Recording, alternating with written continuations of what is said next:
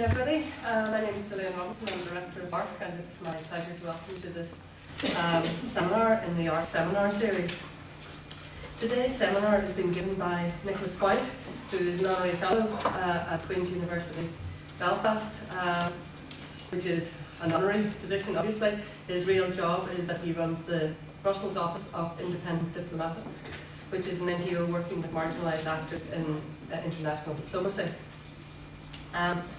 We're delighted that Nicholas has agreed to give this seminar today, and I know you won't believe this, but we actually arranged this before we even knew there was going to be an election. It was scheduled towards the middle of last summer, so it's very convenient timing, obviously, with our elections just over last week. Nicholas approached ARK a number of years ago to say that he had his elections website, which he had run independently on his own server for a number of years, which had attracted a lot of interest and a lot of people were using it, but he felt that this site would work better perhaps in the company of other information about Northern Ireland at ARK, which had recently been established, seemed to him a suitable home for the election site. So we were absolutely delighted to take up his suggestion that we incorporate the elections website into ARK, and since then we have followed its development with great interest and with Nicholas to add new materials and so on. We've had some funding by the Electoral Commission for some of the work in the past, and we're very grateful to them for their support. So without any further detail, I think I'll just welcome Nicholas. The format is that Nicholas will speak for about half an hour, 30 minutes, on tactical voting and ticket splitting, how recently defined are nationalist and unionist voters in Northern Ireland. And then after that we will have an opportunity for questions, comments, discussion, debate. The audience, as ever for an ARK seminar, is very diverse with a range of different interests and sectors represented, so we welcome all of your comments and discussion, and really that's what the seminar is about having a debate around some of these issues.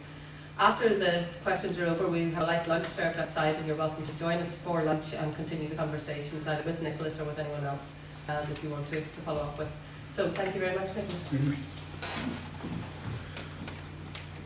Yes, well, thanks very much indeed, Gillian, and thanks to everybody for coming. Some faces I know, many that I don't, which I guess indicates what happens when it's 10 years actually since I left Northern Ireland, and I've been maintaining my connection with politics here in a virtual sense, but I hope a virtuous as well as a virtual sense.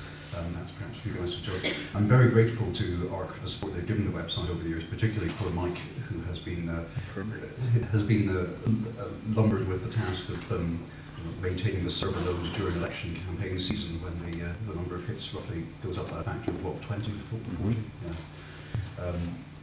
Also, just in terms of historical record, to acknowledge the contribution of John Allardyce and Elizabeth Meehan in negotiating the original merger of my resources with yours, which has been, as Gillian said, led to, I think, a suitably successful partnership.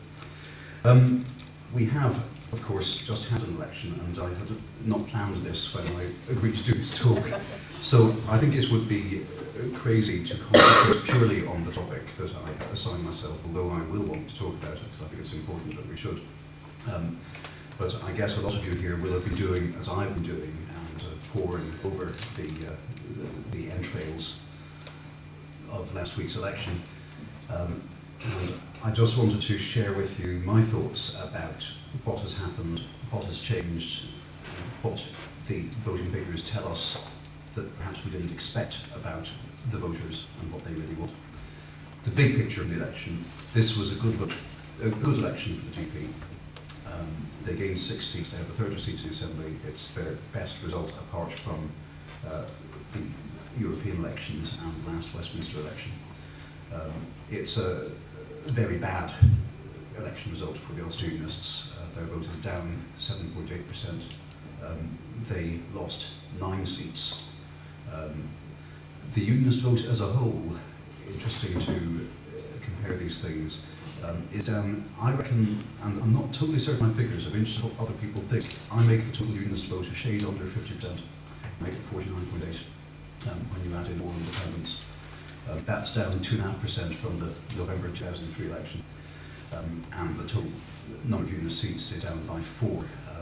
Notice that's a net shift of 3 from the Ulster Unionists, and Robert McCartney as well, who of course lost his seat in North Down. On the other side of the aisle, as it were, and we'll talk about the aisle itself later on, the SDLP's vote is down, not catastrophically, but down by 1.8%. They lost 2 seats. Sinn Féin's up, not as spectacular as UP, but still significantly. It's their best result outside the European elections. It's actually a better result than the SDLP has ever got outside the European election. They gained 4 seats, 2 from the SDLP and 2 from Unionists. Nationalist vote as a whole is up by 2.1%, with a net gain of those 2 seats. Interesting that the Ulster Unionists ended up with more seats than the SDLP despite getting fewer first preference votes. And one can talk about the benefits of balancing your candidates properly, but in fact both the Ulster Unionists and the SDLP were pretty poor at doing that in this election. Neither of them really picked up any spectacular seats as a result of balancing, and the SDLP of course threw one away through absolutely terrible balancing in West Tyrone. There is a variation in electoral geography in Northern Ireland. Your vote is not worth the same in every part of the province. This is partly because, in its wisdom, the Boundary Commission designed 18 constituencies whose size varied at the time by up to 10% from the average, and since then, of course, we're now due for another round of revisions, the size of constituencies has diverged still further. Which actually means, in my view, that the biggest constituencies by population should be electing 7 members of the Assembly, and the smallest should elect 5. However, the figure of 6 seems to be carved into stone into the Good Friday Agreement, and so we're not going to get that, I think. The result is peculiar. Look at the quotas in constituencies where the SDLP won a seat, but the Ulster Unionists didn't. And this, of course, the quota figure takes into account not just the size of the constituency, but the turnout. It's the raw number of people who voted each one. So you see 2 constituencies where the SDLP got a seat, the Ulster Unionists didn't. 4 in West Belfast, average quota 5,300 votes to get a seat in those constituencies. Whereas where the Ulster Unionists won a seat and the SDLP didn't, it's considerably lower, and the average there is about 4,600, maybe even 4,500. I mean, that is to an extent an accident of electoral geography. It's to an extent an artifact of the fact that in areas where unionism is strong, voters tend not to turn out anyway. It's a reflection of the fact that the SDLP's vote is now concentrated in rural districts west of the Bann, where turnout is traditionally high. But it does mean that we have, I think, a bit of an issue of votes transferring to seats and whether or not everybody is equally represented. There is a turnout impact as well, never mind just the size of constituencies. And I just think this figure is quite striking. The average turnout in the constituencies where there are no Sinn Féin MLAs, which are 4 of them, is 55.4%. I think they are in fact the 4 lowest turnout constituencies in Northern Ireland. In constituencies where Sinn Féin won 3 or more seats, the average turnout is a full 15 points higher. And that doesn't take into account Fermanagh South Tyrone, which is also in that kind of margin of that kind of region of turnout, where the turnout I think was over 71%, but Sinn Féin has only 2 seats rather than 3 or more. So that's again the effect of that basically is that a vote for Sinn Féin, it's not the transfer. It's not that Sinn Féin are particularly repellent to getting transfers, although they are. It is that their votes tend to be concentrated where they already have lots of votes and where there are lots of people voting, with the result that it takes them more votes to get a seat than it does some of the other parties. At the margins, not at the margins rather, at the middle, the Alliance Party had its best election for ages. Indeed, I think the last time we had a better election, David, I was Director of Elections. Possibly drawn the link. Yeah, I think that there is no connection. So, of course, I was very pleased by that, and on a personal level, and by the gain of the seat of Amallow in South Belfast. Interesting that those 7 Alliance seats were gained on a lower vote than the 6 seats that were won in the 1998 Assembly election. And again, this is partly the virtues of vicious targeting of potential target seats, but also reflects the kind of the way in which the vote's balanced in 1998 there were a couple of near misses. This year there were no near misses, all the seats were solidly in. Similarly, the Greens had an awfully good election, vote also up by 1.4%. I'll have a bit more to say about that in the next slide, and also the gain of the one seat of Brian Wilson in North Down, which is a very interesting breakthrough, particularly since it came from Bob McCartney. Kieran Deeney, independent, elected against everyone's expectations, except his own and obviously his campaigners, in 2003. His vote was down, I say 0.3% because I'm taking this as part of the Northern Ireland total without them as part of the West Tyrone total, or even from his own total. His vote was down by a third, but due to the SDLP's insane strategy of running 3 candidates to chase a single potentially winnable seat, they each transfers 2 and 1. Among the smaller unionist parties, the PUP vote halved, but that basically reflects much more no longer standing candidates in no-hope parts of Northern Ireland. And they had only 3 candidates, I think, in this election, one of whom was Dawn Purvis in East Belfast, whose vote actually increased, and so she was able to retain the seat of David Irvine, against a lot of people's expectations, including, I must be honest, mine. Ulster Unionist vote, again, the peculiarities of the system. Overall vote for the UKUP, Paul McCartney's party, increases, but they lost the one seat that they had because they were standing in lots of no-hope places, and because Bob himself was standing in lots of no-hope places, including, as it turned out, to a lot of people surprised, North Down, where he had, of course, been a member of Parliament, elected with 5 times as many votes back in 1995 in the national election. One feature that people were looking for that didn't happen much in this election, the dog, as it were, didn't bark, was the failure of the dissidents who disagreed with the St Andrews Agreement on both sides of the aisle. The highest vote for unionist dissidents was Newry, Dorna, North Down, North Belfast, and the top 2 of those very much affected by local figures in Newry, Dorna. I'm counting Paul Berry as a dissident, and that may be doing him a favour or not, depending. I'm not sure how strongly his views were on that. North Down is, of course, Bob McCartney. North Belfast, and I think that's a more genuine residual hostility to the proposals, and I think that's probably enough to have cost the DUP a 3rd seat here, which they were really on course to have got.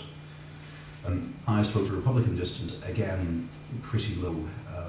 Again, Newry and Dorna tops the list, slightly ahead of foil. Newry and Dorna's Davy Holland, and in foil it's Peggy O'Hara. Surge of the centre. Looking at where the Alliance votes came from is quite enlightening. Alliance's vote was up a little bit overall, but it was up drastically in the 2 Belfast constituencies, east and south. It comes pretty clearly a great transfer from the Unionists. Ulster Unionist vote is down 11% in East Belfast, Alliance vote is up 10. Ulster is down 8.7, Alliance up 6.7. And if you correlate that with the total Unionist vote, I think it becomes even more convincing. It looks to me like these are voters who were prepared to, going back to the subject of the seminar, were prepared to vote tactically in 2003, and I think also in the general elections, the Westminster elections of 2001 and 2005, were prepared to vote Ulster Unionist in an attempt to save the Trimble strategy. And it's become clear as a result of the 2005 election that that simply was no longer a viable political option. So these people, they may have returned, they may have never been Alliance voters in the first place, so they may be new converts. I would guess that it's probably about equal proportions of both, simply on gut feeling with no other scientific evidence for it. But that's, to me, is interesting. This is why the Unionist vote tally is now below 50%. I have to talk about the rise of the Greens, not just because Lindsay is in the audience, but because I think it's fascinating to observe this. I've left off the 1996 Forum elections when they just missed the cut to the Women's Coalition Conservatives.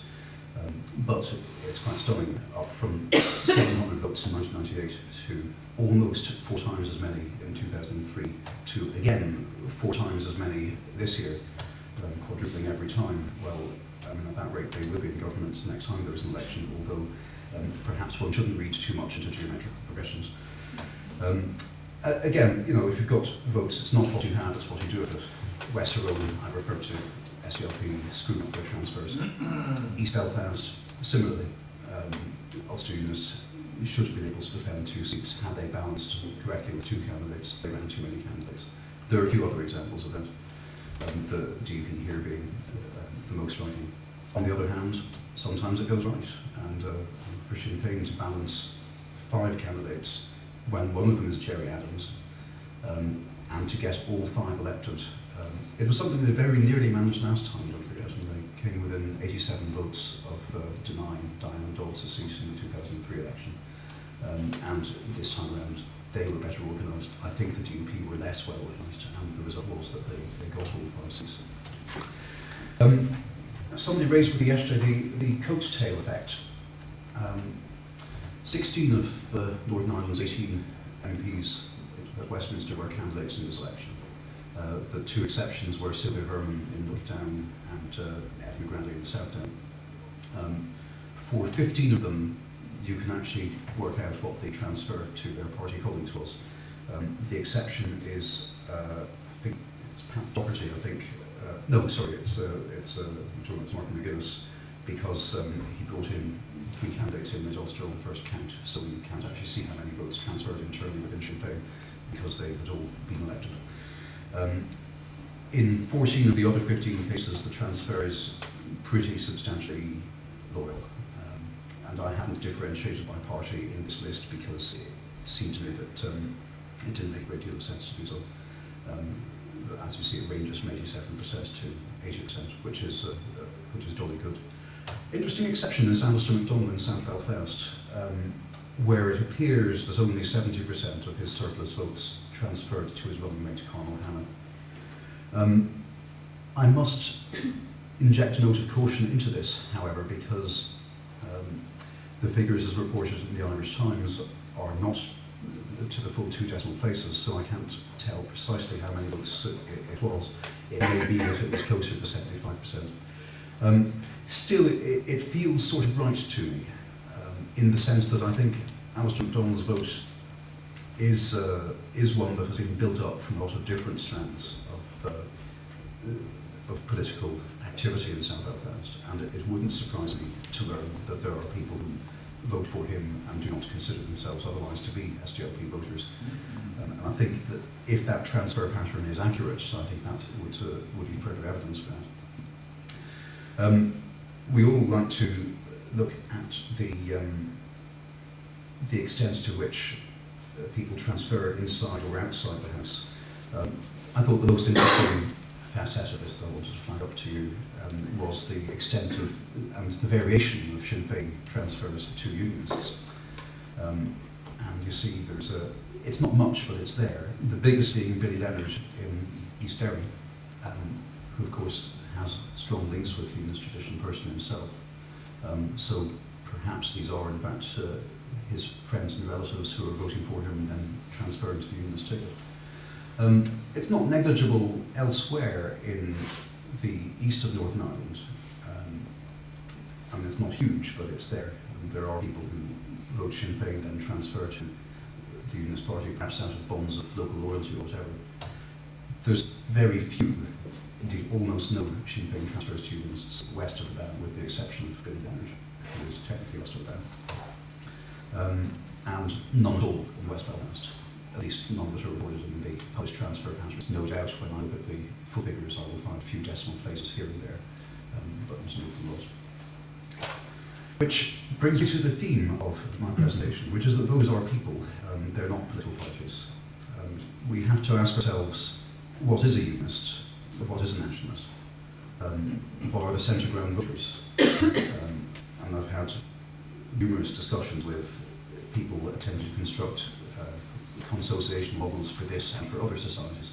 I'll expand a bit on that because in my day job I'm currently working with the government of Kosovo on their process towards independence.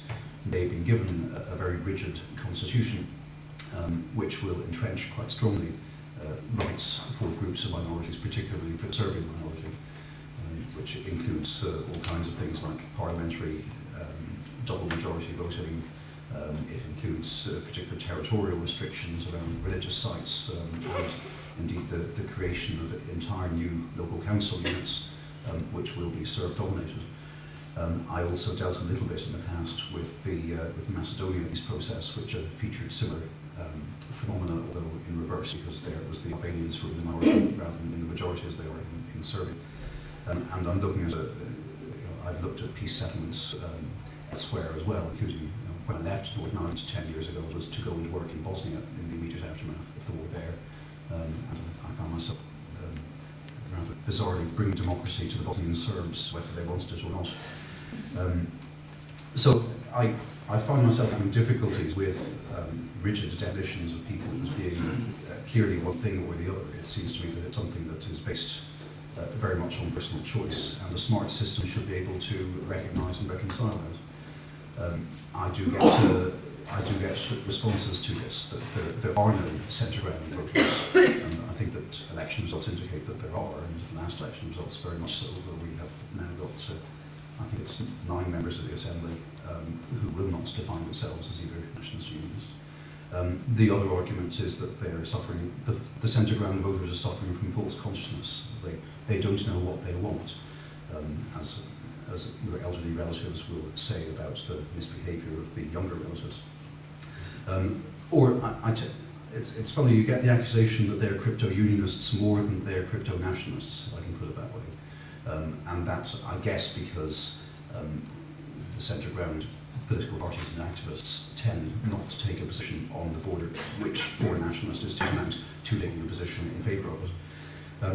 So I think these are questions which aren't answered well by the political system as it has developed, and which should be answered better. So I'm going to take you, as a convinced Doctor Who fan, I'm going to take you in my time machine back to 2005. We can talk about the revival of Doctor Who in that here as well, if you like, which is another great cultural event.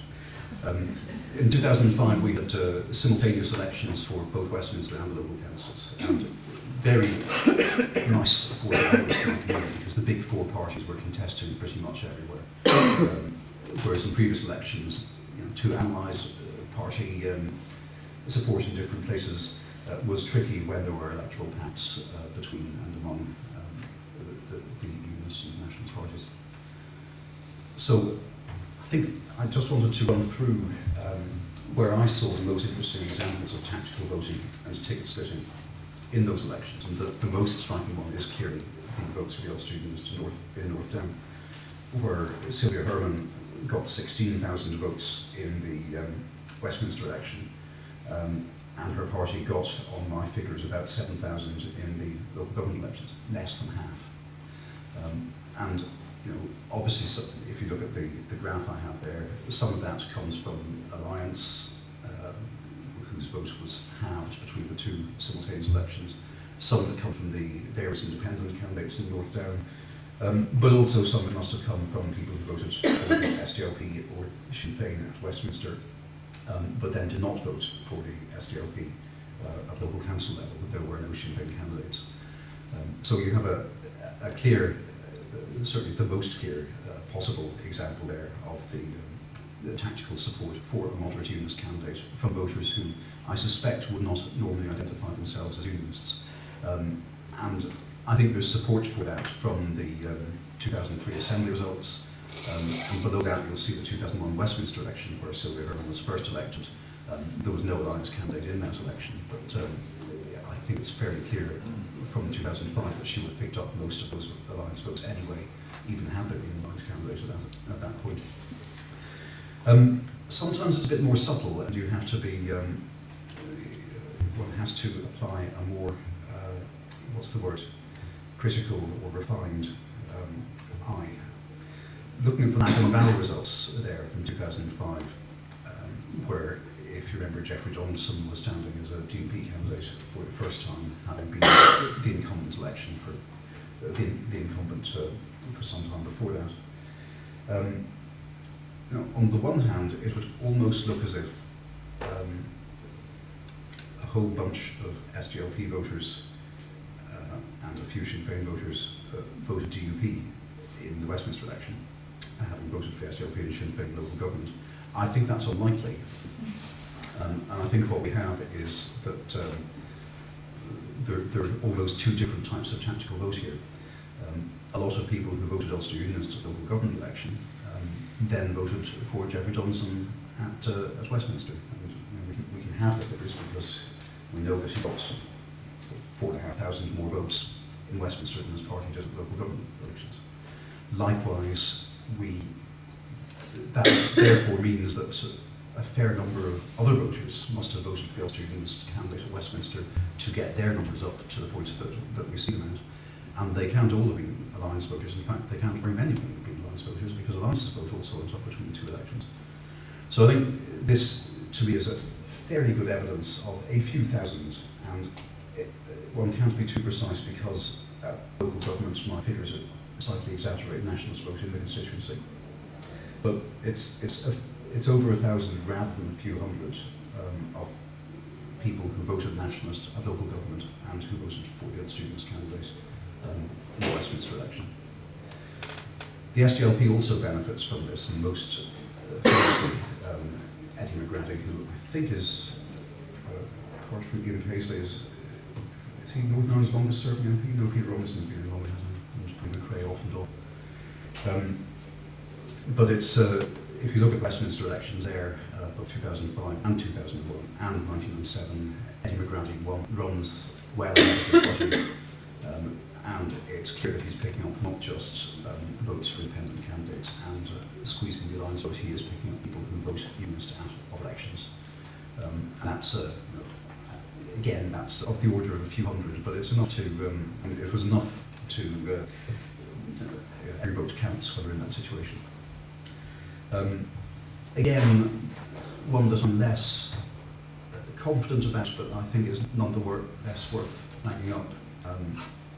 It's fairly clear Mark Durkan benefited a bit from tactical Unionist votes in 2005. Not so much. Sinn Féin were complaining afterwards, sorry, some in Sinn Féin were complaining afterwards, I shouldn't essentialise, that he owed his parliamentary majority to Unionist tactical voting. I think if you look at the table, that's clearly not true. But he probably owes about half of it to tactical voting by Unionists. As you see, the total vote for Unionists is down by, where are we? That's 8,000 at Westminster to compared with 9,300 for local government. So that's down by 1,300. So, you know, there is something there. A moderate nationalist candidate being supported by voters who, in other elections, particularly in the Assembly elections, as you notice, where the Unionist vote in Ford tends to be highest, they're voting for Unionist candidates. The most interesting of all is the success of Kieran Deany in West Tyrone, where, if you look at his 2003 Assembly election, you would think that this looks like a straight lifting of votes from the SDLP. I don't think it is.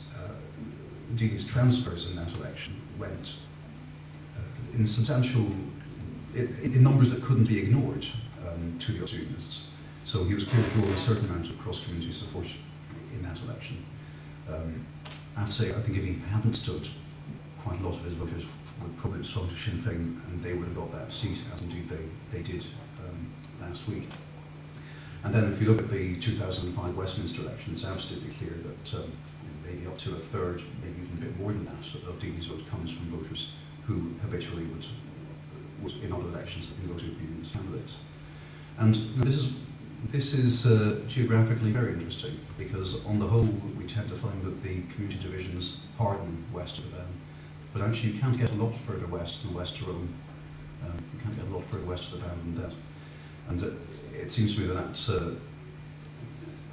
there is clearly room in the political system for representation of people who want to vote and behave electorally in that way.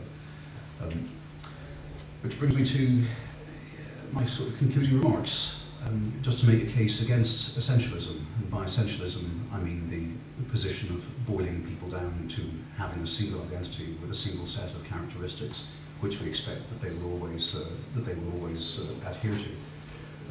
And I think the voting behaviour in Northern Ireland clearly indicates that people are not so easily described just as nationalists or just as unionists, because many of them choose to split into this. Many of them choose also to vote for parties that do not identify as nationalist or unionist. And I have to ask the question, can a system which forces a choice of identity on voters, on citizens, on also elected representatives, can it be completely just? And then again, at the same time, the community divide is there. We have a political system which is designed to accommodate it.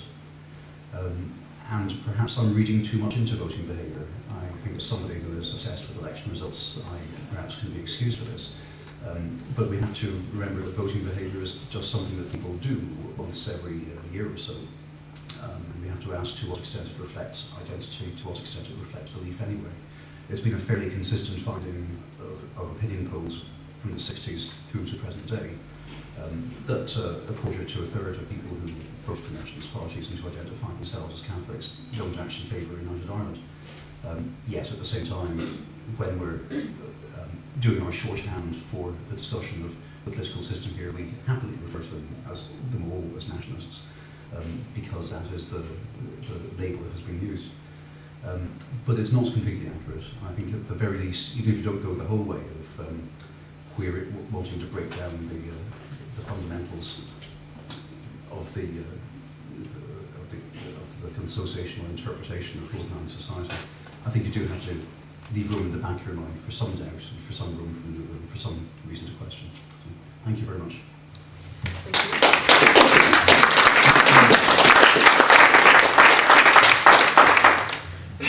Okay, thanks very much, Nicholas, for that very clear summary at the beginning of what happened last week, and then for the more in-depth analysis later on in the paper about the vote splitting or practical voting and ticket splitting. I'm sure there's some comments, observations, disagreements or otherwise from the floor. So if anyone would like to ask a question, please do so. If you could just introduce yourself if you're happy to, that would be great. Yeah, Richard Buck, I work for the Thanks very much, Nick. Very not expected to. Good to see you. Four reasonably quick ones we could touch upon. The first one is you did reference to the Irish Times. It seems to me that is the only paper that gives any detail on the web or anywhere else. The sort of detail that you might like, and even that is a bit short. Any comments? I would persuade the Electoral Commission or Electoral Office to a reasonably early stage get the detailed figures online so people can actually work with them. Yeah. Second point is, you talk about transfer calculations. To some extent, unless you're the first candidate out, it's difficult to be absolutely definitive. But even if you are a candidate that is second elected or second out, you will have benefited from some transfers from the first candidate, and therefore you're not really talking about the purity of their first preference votes. So that actually not must have some implications for your percentages of the MPs and how they transfer their votes. You can recall back in 2003, there was the curious thing of Diane Dawes getting, it seemed to be nationalist votes, and unlikely to be most unionist votes that transferred to the SDP and then came on back. Third brief point was tactical voting and its impact, or slightly impact South Down this time around. You notice the SDP have a very narrow leadership in South Down, and how important that could be. And the final point deals with the fact that over the last 7 or 8 years, certainly the unionist vote has been gradually gone for a period of time, because Northern Ireland, to some extent, this was a little bit by the Electoral Fraud Act, which cut back nationalist votes somewhat, and also by the fact that there was a drift towards tactical voting by alliance, people who would centre down people. Clearly, the alliance has disappeared almost entirely. Many of us are where the unionist vote might be 5 or 10 years. Good questions. On the lobbying the Electoral Commission, I think, frankly, the only thing that will do it is a joint letter from all party leaders. And I would like to do that. And I hope that you and maybe somebody else in the audience can get together and start planning on that one. I would have thought that all party leaders would sign up to it in a shot. Sort of bad word, but very quickly. I would certainly also fire in a letter myself. The Electoral Commission, I mean, they refer people to my website for information, which is, I mean, very, very kind of them. But at the same time, when we say the Electoral Commission, the Electoral Office refer people to my website. I've never had a red cent from them. The Electoral Commission did fund very kindly some of the early work on developing the website. And their reward, of course, has been to have their budget for such cultural activities cut drastically by the government. So you can't win, but you can always press a bit harder. Transfer contamination is, of course, a problem, but it's not with the MPs that I was looking at, because they were all elected in the first count, every single one of them. And in a couple of cases, they were not the first to have their votes transferred, but even so, there is no contamination there. Similarly with the Sinn Féin ones, Sinn Féin being a bit transfer repellent, there's not a lot of contamination there, I think, from other candidates, and also where I was able to look at their transfers tended to be where they were eliminated relatively early in the process. You are right, though, that this is something that people must be very careful with, and you didn't ask the question, but I'm sure you know this, but it's a word of warning to the psychologist. You have to, particularly in transfer of services and later stages of the count, remember that it's the last bundle in that is transferred. So therefore, an SDLP candidate who is elected on transfers from the Ulster Unionists, the votes that are shifted on are votes that were originally cast for the Ulster Unionists and transferred to the SDLP, and we never find out what the transfer pattern of those SDLP voters would have been unless you'd been cunningly lurking at the ballot box doing tallying, as I'm sure you did, Richard. So the third question on tactical voting in South Dublin, I think that Mark Durkan's survival in Foyle proves that a bonus is an SDLP bonus rather than a specific politician bonus, which is not to denigrate the constituency work of Eddie McGrady, but I think that probably his successor will also benefit from a certain tactical impulse from unionist voters, which may or may not, and you know more about this than I, be assisted by not in the wing from party headquarters in both cases. So I think that, yes, on the Assembly results, it's quite tight between the SDLP and Sinn Féin and South Down. I think come future Westminster elections, it will not be so tight. As I think you know, I've always been a sceptic on the idea that that sooner or later the nationalist vote will exceed the unionist vote, and then there'll be a United Ireland the next day. Point out that first of all, there are a substantial number of voters who are neither nationalist nor unionist who may have a view on this question, and that also this sort of triumphalist approach doesn't, as I said, take account of the number of nationalists, people supporting nationalist parties who don't necessarily support United Ireland. Having said that, in the circumstance of a referendum, things might be different. Having said that, we know perfectly well that the one thing you do know for sure in a referendum is that it will pull out more people voting than an election does. And the Good Friday Agreement referendum of 1998 shows this, that there were, in some constituencies, there was a 15% drop in turnout between the vote at the end of April and the Assembly election at the end of May. So there's a lot more things would have to happen before I could start becoming seriously apocalyptic about the future of unionist vote in Northern Ireland.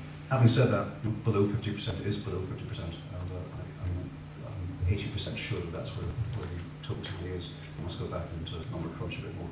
Thank you. Good questions. Okay. The lady, yeah. Hello. Excuse me. My name is Lindsay Whitcroft. I'm a PhD student at the University of Ulster, and I'm also a Lead, so I'm here for a number of reasons. My question, Nick, is that gender in terms of women elected to the Assembly was fairly disastrous, especially amongst the unionist parties. Yet you cited Anne Lowe and Naomi Long, both of whom saw quite a substantial increase in their vote. I was just wondering, do you read anything into that in terms of willingness to vote for gender or diversity as a factor? I think it can't be a coincidence, or it can't be a total coincidence, that they were the two women Lions candidates with the best chance of winning. They both made huge inroads on particularly the Ulster Unionist vote. And the Ulster Unionists were one party that had only one woman candidate in the entire election, and then they screwed up the balancing north down so that she didn't win a seat. So I think there is something there. I've always looked for, and I've never seen, a lot of people transferring from women candidates to other women candidates because they're women candidates. Which isn't to say it's not there, it may just be masked by other things. Certainly, when I do my number crunching for the election as a whole, I will be looking to see in which constituencies women did particularly well, taken on block in the election, in which they didn't do particularly well at all. I think it's really weird that this issue has gone off the boil, frankly, particularly after the Women's Coalition had an impact in the way that they did. Perhaps it reflects nothing more sinister than a lack of strategising at the highest levels in the Students' Party. Perhaps there's something more to it than that, and I think I've been away from this place too long to know which it is. The executive oversight. Sorry, my name's Michael Fleming. I'm only representing myself. I'm wearing the anorak that Wendy thinks she has left downstairs at the BBC. Can I just say that I actually left it in Quentin Oliver's Yes. office? Three first points, but quickly. First, when you passed a comment about alliance voters, many people perceiving them as crypto unionists in your background. Would that be reflected in transfers of the alliance candidates who this or previous elections were unfortunate to be eliminated? Yeah. Second one, you made a passing mention, somebody else has raised about South Down. You know, look at it, there'll be relatively few, and I'm somebody who lives in Northampton, there'll be very few interesting or close elections for the next Westminster election. I think South Down is, in fairness, one. South Belfast will probably be the most immediate one to hear. Yeah. And would you like to elaborate on the Alistair McGowan factor in that whether he might manage to hold on? And the third one was just to clarify, I don't think you meant to say when you said that the electoral laws had removed nationalist voters. I think that's Sinn Féin's argument. I think you meant phantom and the legitimate voters. And do you see that as having impact anywhere other than just in the overall numbers within Northern Ireland? First of all, alliance transfers tend to go more to unionists than to the SDLP, but not by much. And sometimes difficult to measure because alliance tends to be strong in areas where there aren't many nationalist candidates to transfer to. And I will be able to put figures on it. Would that be Ulster Unionists predominantly? Yes, predominantly Ulster and SDLP rather than... And also the PUP, I mean, Right. the areas where they're reasonably strong, which of course is only one now. And that's been consistent right through Alliance's history, actually, right since the 70s. So, yeah, and my perception would be that probably the proportion of community background among Alliance voters is roughly the same as the community as a whole. South Belfast, I agree with you, is the only interesting seat left in Westminster terms. This time 2 years ago, the Ulster Students held it at Westminster, and now they have won Assembly seat out of 6. That's just extraordinary. The DUP, I had expected to take that seat. I had not expected that Alliance would take it. I thought Alliance would win a seat. I thought they would take it off either the SJP or Sinn Féin. My gut feeling would be that Alistair MacDonald, as a candidate, will outrun his party, that he will be able to squeeze moderate voters in the way that Ulster Unionists were able to elsewhere, particularly because the DUP are the stronger unionist challenge, and that is more likely to motivate moderate voters to support the SDLP than to vote for Ulster Unionists who are seen as no-hopers now, or for the Alliance Party, or for any other independent candidate. But I think it's by no means a sure thing, and yeah, I have to say I think that's been a fascinating one to watch. I called completely wrong in 2005. I love analysing, but don't take the predictions seriously. So I think that's very interesting. The phantom voters thing that Richard brought up and you referred to, I mean, I don't think it made that much difference in the end. I mean, maybe you disagree, obviously you disagree, but I didn't feel that the relative proportions of votes for nationalist and unionist parties shifted all that much as a result of the clean out of the electoral register.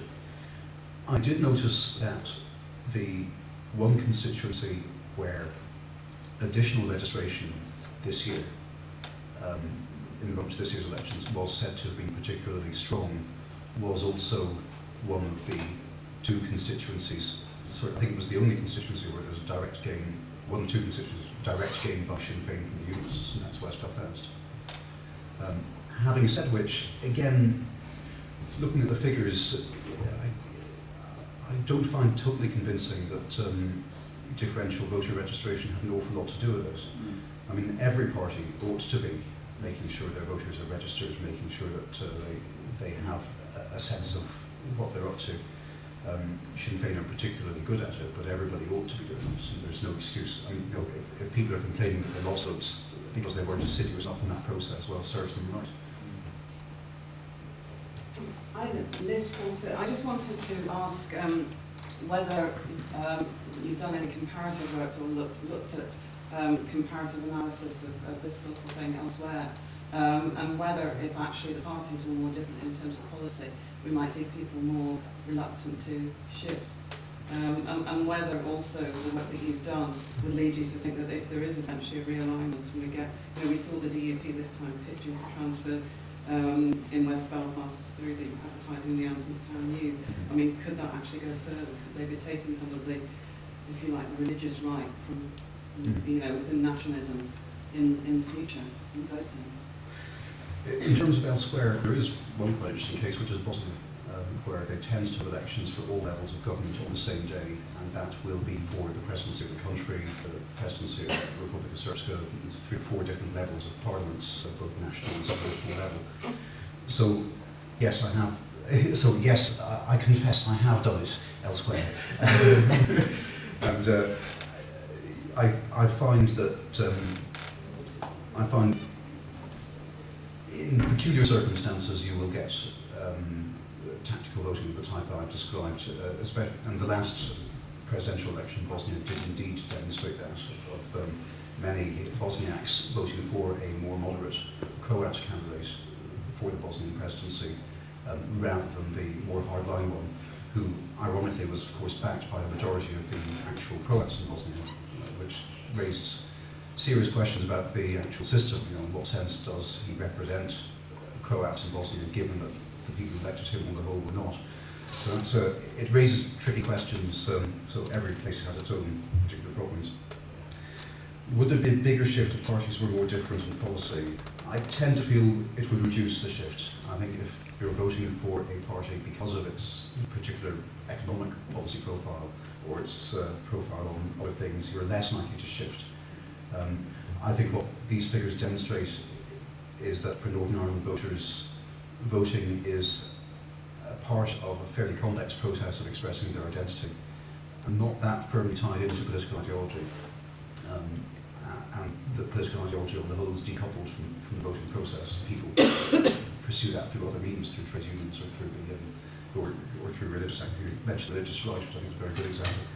And one says tickled pink on this morning's Guardian article, implying that Tony Blair and Ian Paisley are in love because of their shared views on Christianity, which I think is the, I mean, there are many things one could say about it, but I'll just summarise by saying I don't think the Guardian covers religion terribly well under any circumstances. So I think that answers it. Jude Whyte, Belfast Institute. It's very briefly, it's the first PowerPoint I've enjoyed 10 years. You didn't even use colour, thanks, it was an excellent presentation. I said I'm really glad you said that, because the first PowerPoint presentation I've ever done. There was one or two things. I tend to think sometimes that the alliance perhaps is analysed a wee bit optimistically.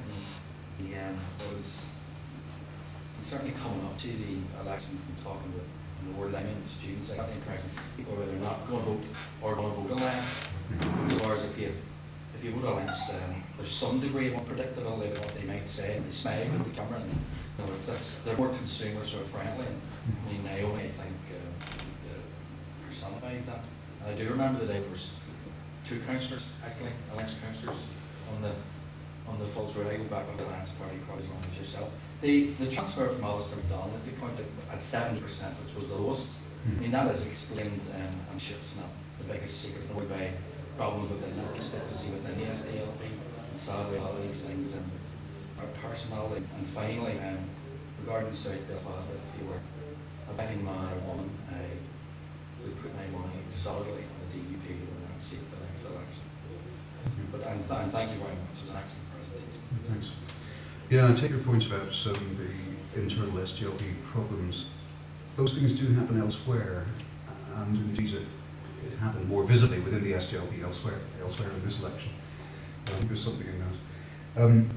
And the problem going back 10 years now to when I was the Alliance Central Party organiser, the problem with the natural alliance voter is that they tend to naturally not vote at all, rather than naturally vote alliance. That was certainly something I found myself struggling against during my 3.5 years in the job. But there is something in the audience who possibly got a more recent perspective on it than I do. I think we could arise to that. Okay. I was amused to hear that the line that we're all things for all men and voter friendly. I certainly would accuse Naomi Long and Anna Lowe of being voter friendly, but it's just that Naomi is unpredictable in what she would say is a little bit dubious.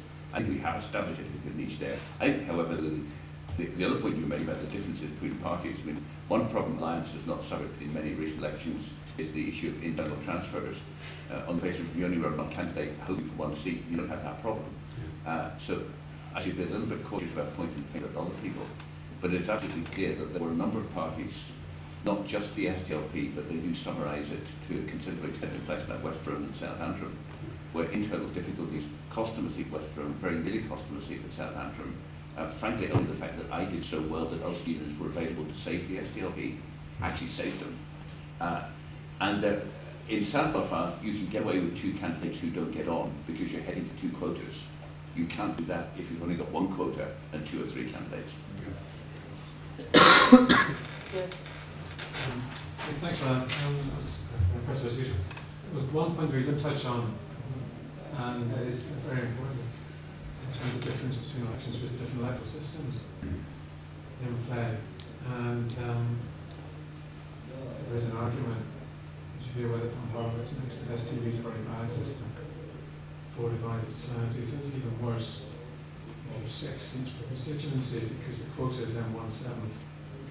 And all the incentives then are for parties to mobilise their core vote in mixed constituencies rather than reaching out to the other side.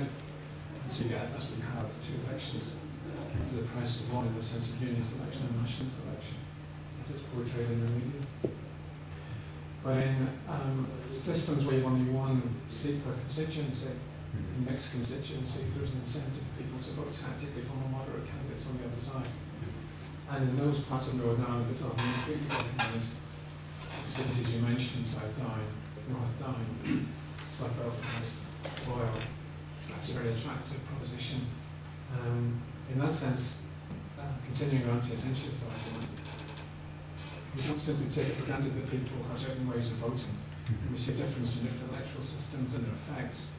And surely it's time we looked at whether we don't want a system for assembly elections, which is 1 seat per constituency. I'm not recommending the Westminster system, obviously, because they first passed the post being not proportional, but there are at least 2 other possibilities in terms of alternative vote. And the additional member system, which would at least give us some incentives for people to vote tactically more effectively, and also at least for immediate covered election as 1 election, rather than 2 separate ones. Yeah. And an additional thing with the additional member system is that it certainly is implemented in Scotland and Wales, you have automatic ticket splitting because you're casting a vote for your constituency and also a vote for your region. I'm familiar with Horowitz's arguments, and indeed I think I had a beer-fueled argument with him about it about 8 years ago here in Belfast. I'm not totally convinced, I have to say. It seems to me that at the time when political tensions reached their peak here, and at the time when things were, when the system really did break down, we did not yet have proportional representation. We actually were suffering from the legacy of a single-seat system, granted a gerrymandered single-seat system, but nonetheless one in which one could see the germs of mobilisation of the sorts of people that Horowitz would approve of. That is to say, the sort of pro-O'Neill independent candidates in the 1969 election. I think their failure to really break through significantly in that election, I think they won 3 seats, of whom 2 were in fact sitting Stormont MPs who'd been deselected by their local unionist party. I think it shows the limits of Horowitz's argument. And I'm sure when he tells us that it works awfully well in Malaysia, I'm sure it does work awfully well in Malaysia. And I think Tolstoy was right to adapt Anna Karenina a bit, that all happy countries are identical, and each unhappy country is unhappy for some specific reason, as Tolstoy wrote about families. And I think there are now expectations of representation of people who happen to be 1/7 or less of the population of a constituency. They would not feel particularly that those expectations were adequately quenched if we reverted to a single seat system, even if it had transferable voting. So I must say I don't see it as a convincing fix. I think that the other advantage of a single transferable vote is that it does allow people to choose to rank the candidates in order of increasing dislike, if that's what they happen to want, or at least in order of preference. And one must be careful about the extent to which voting systems determine these things, but I think it's good to have a voting system that does require candidates to think a little bit more, requires voters to do a little bit more than thinking about which box they're going to tick. It makes it from a 1 second process to perhaps a 15, 20, 30-second process. That must be a good thing. Okay, one last question. And that's the from the Institute of Governance. Following on from that, in light of your experience in developing constitutions in the Balkans and what you said about essentialism, what changes would you like to see made in the constitution here as we move forward in the next 5 years? Yeah. The Macedonians have done quite a smart thing. The Macedonian Awkward Agreement, I believe this was, this tends to be attributed to the former French Supreme Court Judge Robert Badinter, and it's a provision that's now being written into the Kosovo Constitution. They took the view that this is not actually about particularly protecting majorities, it's about protecting minorities.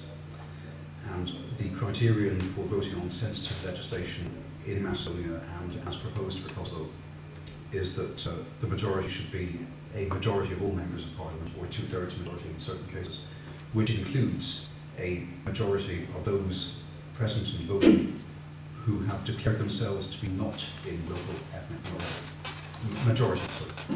So that means that, in Macedonia, which is the case that's been brought in, you have got 24 ethnic Albanian members of parliament, but there's also ethnic Turks, ethnic Roma, even ethnic Serbs, no ethnic Greeks, all kicked out during the Greek Civil War. But that has meant a slightly more relaxed approach to the community divide in Macedonia, and I must say I think they've made an awful lot more progress since 2001 than certain other places that I've worked in with. And I think that would be my recommendation. I see why there would be difficulty in going down that one, because we have a concept of parity of esteem and of two traditions. That therefore, in a sense, means you're trying to treat each tradition equally. But I question how appropriate that is. Okay, well, I'm going to draw a halt to the discussion at this point.